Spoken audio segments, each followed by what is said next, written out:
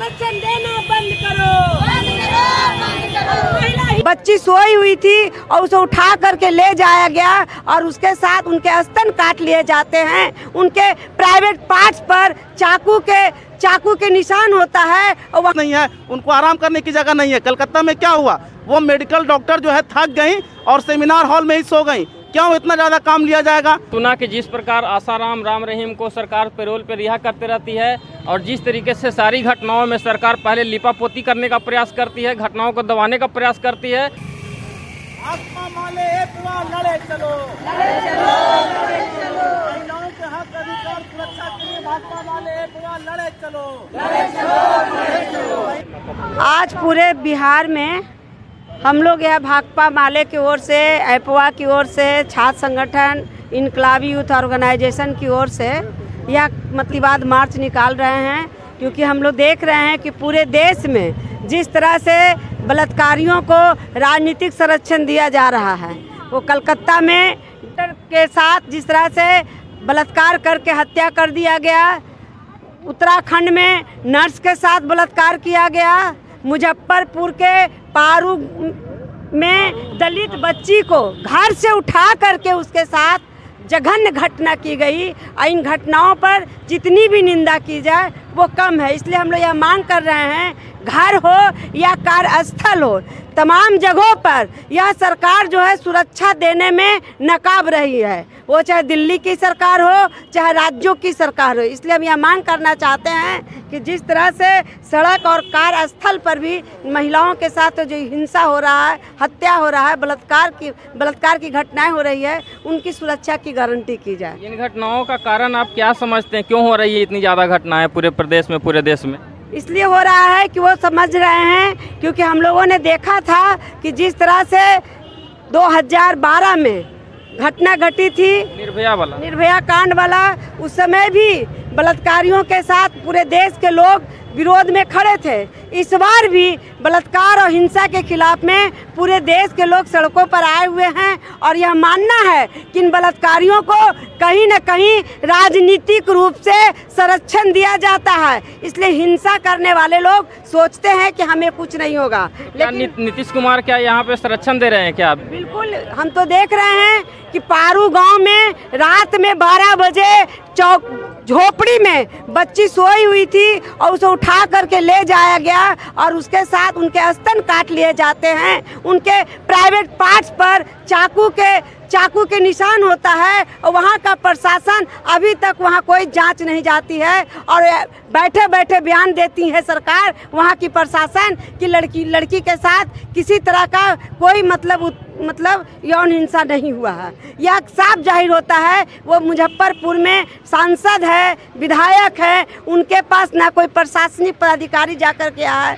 इसलिए हमको लगता है कि कहीं न कहीं बलात्कारियों को राजनीतिक संरक्षण दिया जा रहा है। देखिए, ये कह रही हैं कि जिस तरीके से बंगाल में सरकार ने पहले मामले को खुदकुशी सुसाइड बताने का प्रयास किया और जहां भी इस तरीके के मामले घट रहे हैं वहां पे सरकार जानबूझकर के इस मामलों को दबाने का प्रयास करती है।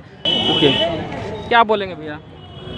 देखिए, ये जो घटना हुई है तो आप ये समझिए कि जो भी आदमी अखबार पढ़ता है, टीवी देखता है और अखबार का कोई भी पन्ना पलटिए तो हर दिन कोई ना कोई हिंसा, सरकारी आंकड़ा भी है कि हिंदुस्तान में हर दिन, हर मिनट, हर घंटे बलात्कार हो रहा है, हत्या हो रहा है। और आप देखेंगे कि ये जो घटना हुई, चाहे मुजफ्फरपुर की घटना हो, चाहे कलकत्ता की घटना हो, चाहे उत्तराखंड की घटना हो, इन घटनाओं ने देश को झकझोर दिया है और उसी का नतीजा है कि पूरे देश में बड़े पैमाने पर आंदोलन हो रहे हैं, लोग सड़कों पर उतरकर एक बदलाव की मांग कर रहे हैं। मगर हम ये भी देखते हैं, कलकत्ता की घटना में भी ये सामने आया, यहाँ की भी घटना में ये सामने आया कि जो सत्ता है, जो सरकार है, वो शुरुआत में मामले को दबाना चाहता है, उसका लिपापोती करना चाहता है। और हम देख रहे हैं कि इस देश में जो बलात्कार के खिलाफ जो लड़ाई है, आप देखेंगे कि बाबा राम रहीम हैं, आसाराम बापू हैं, ये सब लोग बलात्कार के आरोप में जेल में हैं। गरीब आदमी, लेकिन इनको लगातार पैरोल, भाई हम कह रहे हैं कि इन सबको लगातार पैरोल मिल रहा है। गरीब आदमी जेल में रहेगा, बीमार पड़ेगा, उसको पैरोल नहीं मिलेगा, मगर इन लोगों को पैरोल पर अब बाहर निकालते। इसका क्या मतलब है? इसका मतलब है कि सरकार उनका हर तरह से ख्याल रखता जाती है, चाहे वो जेल के अंदर हो चाहे जेल के बाहर हो। अभी हम लोगों ने क्या देखा कि बहुत बड़ा मुद्दा हुआ देश में, गुजरात दंगा हुआ, उसमें बिल्किस बानो को बलात्कार का सामना करना पड़ा और जब बलात्कारी जेल चले गए, सबको सजा हो गई, तो गुजरात हाई कोर्ट ने उन सब लोगों का सजा माफ़ी करवा दिया, बलात्कारियों का। और जब वो बाहर निकले सजा माफ़ी के बाद, तो उन सब का भाजपा के लोग माला पहनाकर स्वागत कर रहे हैं। तुरंत सुप्रीम कोर्ट ने उस पर संज्ञान लिया और सब लोगों को वापस जेल जाना पड़ा। तो आप ये समझिए कि जब सरकार खुद बलात्कारियों का सजा माफ़ी करवावेगी, जो बलात्कारी बड़े बड़े पड़े हुए हैं जेल में, आसाराम बापू और राम रहीम, इनको पैरोल पर अब बाहर निकालेंगे, तो इसका मतलब है कि सरकार खुद उनका खातिरदारी में लगा हुआ है। और इसीलिए जो बलात्कारी हैं, जो उस तरह के तत्व हैं, उनके अंदर डर नहीं है,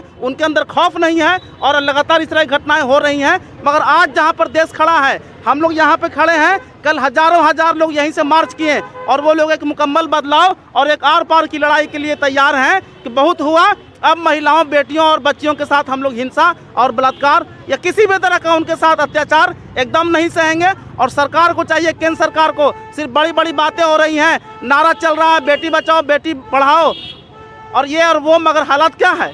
हालात ये है कि कहीं पर कोई महिला सुरक्षित नहीं है। जहां काम कर रही है वहां सुरक्षित नहीं है, जहां उनको काम करने के लिए अच्छा स्पेस नहीं है, उनको आराम करने की जगह नहीं है। कलकत्ता में क्या हुआ, वो मेडिकल डॉक्टर जो है थक गई और सेमिनार हॉल में ही सो गई। क्यों इतना ज़्यादा काम लिया जाएगा? हजारों हजार सीट खाली है, आप नए लोगों को बहाल नहीं कर रहे हैं, और जो बहाल है उसको इतना काम दे रहे हैं कि वो जहाँ कहीं थक जा रहा है और सो जा रहा है, उसी में यह हादसा हुआ। तो सरकार को अब चेत जाना चाहिए। पूरे देश के हर छोटे से बड़े शहर तक हर जगह आंदोलन हो रहा है, आंदोलन लगातार जारी है, और सरकार अगर नहीं चेतेगी तो फिर जनता आर पार की लड़ाई के मूड में है। क्योंकि जनता बदलाव चाहती है, जनता आश्वासन चाहती है, ठोस कार्रवाई चाहती है। चलिए, तो आप लोगों ने सुना कि जिस प्रकार आसाराम राम रहीम को सरकार पैरोल पर रिहा करते रहती है, और जिस तरीके से सारी घटनाओं में सरकार पहले लिपापोती करने का प्रयास करती है, घटनाओं को दबाने का प्रयास करती है, तो सीधा साधा लोगों का आरोप है कि सरकार के संरक्षण में ही ये सब घटनाएं घट रही है। अगर सरकार चाहेगी तो घटनाओं, बलात्कार की घटनाओं को रोका जा सकता है। देश भर में जो मुजफ्फरपुर में जो बलात्कार हुआ, जो आपको बंगाल में जो बलात्कार हुआ, उसके खिलाफ देश भर में रोष है, और लोग लगातार इसको कैंडल मार्च निकाल रहे हैं। कल भी पूरे गया में और पूरे देश भर में कैंडल मार्च निकाला गया। कलकत्ता में पूरी जनता सड़कों पे आ चुकी है, और इस तरीके की घटनाएं रुकनी चाहिए। इसके लिए आवाज़ बुलंद करें। जय हिंद, जय भारत दोस्तों।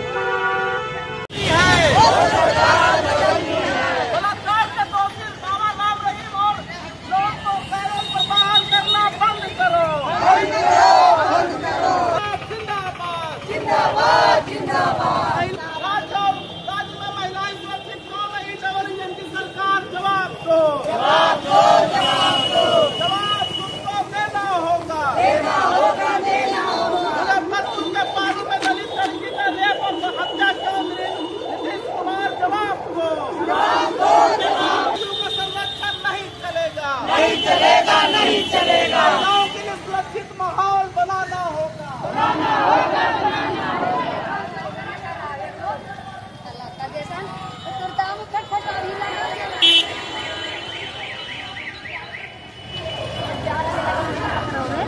कौन